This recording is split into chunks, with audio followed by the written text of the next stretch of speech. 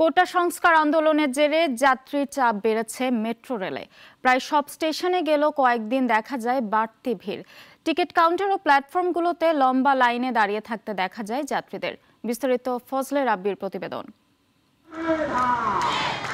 শিক্ষার্থীদের কোটা আন্দোলনে উত্তাল রাজপথ। সড়ক বন্ধ থাকায় নিরুপায় হয়ে হেঁটেই গন্তব্যে ফিরছেন কেউ কেউ, আবার ঘন্টার পর ঘন্টা বসে জ্যামে।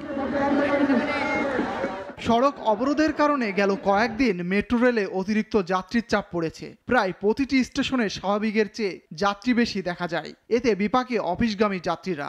তাদের দাবি দ্রুতই সমাধান করা হোক কোটা আন্দোলন।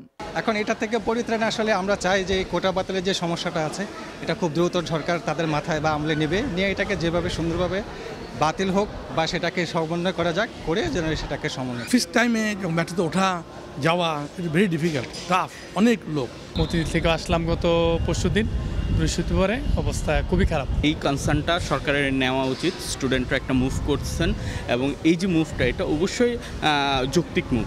এদিকে আগের চেয়ে টিকিট বিক্রির সংখ্যা বেড়েছে কয়েক গুণ, তাই যাত্রীদের চাপ সামলাতে হিমশিম খাচ্ছে মেট্রো রেল কর্তৃপক্ষ। এখানে আপনার টিকিট সেল হতো 1200, এখন হচ্ছে 1800, 2000 প্লাস, মানে 2000 প্লাসের উপরে টিকিট সেল হয়ে যাচ্ছে। এটা সাধারণত কোটা আন্দোলনের জন্য, যেহেতু সড়ক অবরুদ্ধ থাকে, রাস্তাগুলো বন্ধ থাকে, বাস চলাচল নির্বিঘ্নে হচ্ছে না, সে কারণে টিকিট মেট্রো রেল একটু চাপ বাড়তেছে।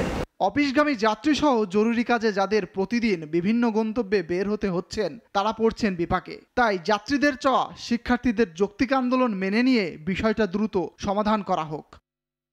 ফজলে রাব্বি, নাগরিক, ঢাকা। একমাত্র ওয়ালটন এসি দিচ্ছে 1 বছরের রিপ্লেসমেন্ট গ্যারান্টি এবং কম্প্রেসারের 10 বছরের গ্যারান্টি।